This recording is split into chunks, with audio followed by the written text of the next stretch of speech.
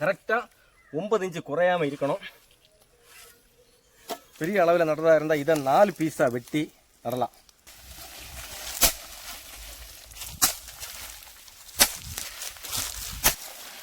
நான் இப்போ பச்சை புல்லை போட்டாச்சு. ஒரு அரைக்குட்டளவு சாணி போடுறேன். ஹாய் ஃப்ரெண்ட்ஸ், அனைவருக்கும் வணக்கம். நான் இப்போ உங்களுக்கு ₹1 கூட செலவு பண்ணாமல் செய்யக்கூடிய விவசாயத்தை பற்றி சொல்ல போகிறேன். நீங்கள் நட்டு விட்டாலே போதும். நான் இப்போ நடுவோம் உங்களுக்கு சாணி போட்டு நட்டு காமிக்கிறேன். நீங்கள் சாணியை போடணும்னா எதுவுமே போடண்டாம். நீங்கள் நட்டு விட்டால் போதும். முடிஞ்ச இடையில உருவாட்டி மண் பறையல் கொடுங்க. உங்களுக்கு தானாகவே வளர்ந்து பலன் தரக்கூடிய ஒரு விவசாயத்தை பற்றி சொல்ல போகிறேன். அது என்னன்னா சேனக்கிழங்கு. அதாவது நம்ம இன்னைக்கு நாட்டு மருந்து சாப்பிட்டாச்சுன்னா அந்த நாட்டு வைத்தியர்கள் ஆயுர்வேதம் சாப்பிட்டாலும் சரி, சித்தா சாப்பிட்டாலும் சரி, நாட்டு வைத்தியர்கள் ரெக்கமெண்ட் பண்ணக்கூடிய ஒரே ஒரு கிழங்கு சேனை கிழங்கு. நீங்கள் என்ன மருந்து சாப்பிட்டாலும் சாப்பிடலாம், இங்கிலீஷ் மருந்து சாப்பிட்டாலும் சாப்பிடலாம். அப்படிப்பட்ட ஒரு மருந்து அந்த சேனைக்கிழங்கு நான் இப்போ உங்களுக்கு நட்டு காமிக்க போகிறேன். வாங்க வீடியோக்குள்ளே போவோம்.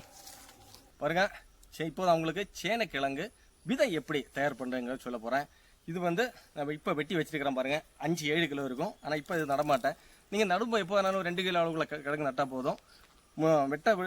இந்த ஆண்டு வெட்டலைன்னா அடுத்த ஆண்டு ஒரு மண் பறையெல்லாம் போட்டு ஒரு சாணியும் போட்டு விடுங்க. அடுத்த ஆண்டு வெட்டுங்க. அதுக்கு 4 மடங்கு பெருசாக கிழங்கு வரும். இப்போ பாருங்கள், நீங்கள் பெரிய அளவில் நடுறதா இருந்தால் இதை 4 பீஸாக வெட்டி நடலாம். புரியுதா? ஓகே, இந்த வெட்டி நடாங்க, எந்த பிரச்சனையும் கிடையாது. வெட்டி நடலாம். இன்னொன்று இதை பாருங்கள், இந்த கிளை கிழங்கு இதை மொட்டு நுனிப்பகுதி முளை வந்திருக்கு. இதை எடுத்து நடலாம். முதல்ல பாருங்கள், நம்ம தரையை கிளையல் பண்ணி 2 அடி ஆழத்துக்கு வரை கிளையல் பண்ணணும். கிளையல் பண்ணி ஒரு குழி எடுக்கணும்.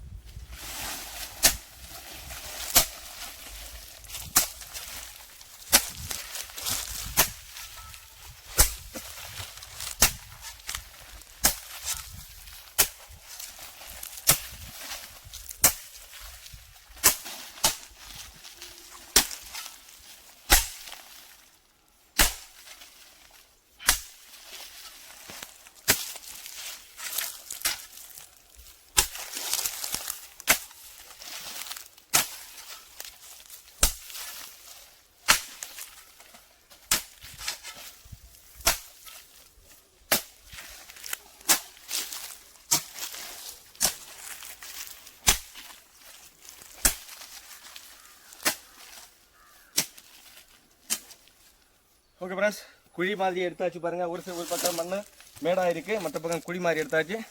இனி உங்கள்கிட்ட என்ன வேஸ்ட் இருக்கோ அந்த வேஸ்ட்டெல்லாம் அள்ளி போடுங்க.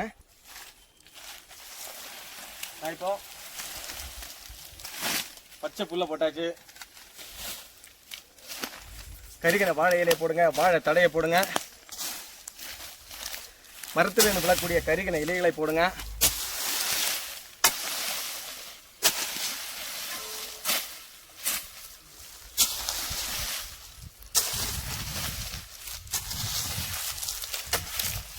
எல்லாம் மிதித்து வைங்க, கொடுங்க. அதுக்கு மேலே பாருங்கள், ஒரு அரைக்குட்டளவு சாணி போடுறேன். இந்த சாணியை கொஞ்சம் விரித்து போடுவோம். இனி 2 அடி உயரத்துக்கு மேலே மண்ணை வெட்டி மேடாக வைக்கணும்.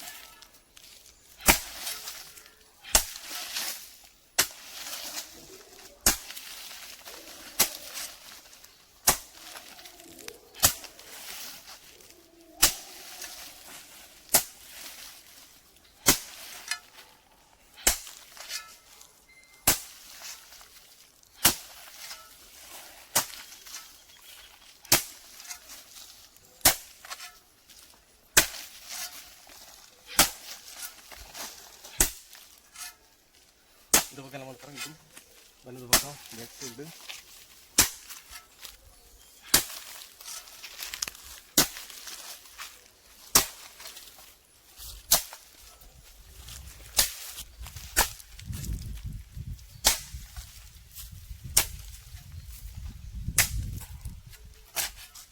இது கிட்டத்தட்ட மரவள்ளிக்கு குழி எடுக்கிற மாதிரி, ஆனால் கொஞ்சம் பெருசாக எடுக்கணும். ஓகே, குழி எடுத்தாச்சு. அந்த மோடு பகுதியை அப்படியே கொஞ்சம் விரிவாக தட்டி வச்சாச்சு. இனி இதை பாருங்கள், விதை விதை முளைச்சிருச்சு. நான் பாதி வெட்டி வச்சுருந்தேன், முளைச்சிருச்சு பாருங்கள். இப்போ ஒரு 3/4 அடி ஆழத்துக்கு மண்வெட்டியால் ஒரு குழி எடுக்கிறேன். அப்படியே மண்ணை இழுத்து பிடிங்க. 3/4 அடி ஆழம் கிடைக்கலன்னா மீண்டும் ஒரு வெட்டு வெட்டுங்க. பார்த்தீங்களா, கரெக்டாக 9 இன்ச்சு குறையாமல் இருக்கணும். சரி, அப்படியே மூடி விடுங்க. இது முளை வந்ததுனால முளை கொஞ்சம் வெளியே தெரியுது. இல்லைன்னா விதை அப்படி மண்ணுக்குள்ளே வச்சா போதும். வச்சுக்கிட்டு இந்த மூடு பகுதி கொஞ்சம் தண்ணி நிற்கிறது மாதிரி, அப்படி வரப்பாக எதுவும் வேணாம், சும்மா அப்படியே மட்டமாக பண்ணி விடுங்க.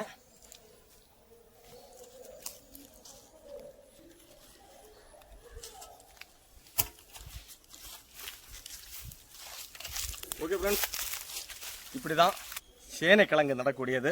இப்படியே ஒரு 3.5-4 அடி தூரத்துக்கு ஒரு குழி அமைச்சு போகணும். இதே மாதிரி நட்டு போகணும். ஓகே, இந்த சிறு விவசாயியோட பிடிச்சிருந்தா லைக் பண்ண மறந்துடாதீங்க. அடுத்து இன்னொரு வீடியோவில் பார்ப்போம். அது வரைக்கும் நெய்வருக்கு நன்றிகள், வணக்கம், பாய் பாய்.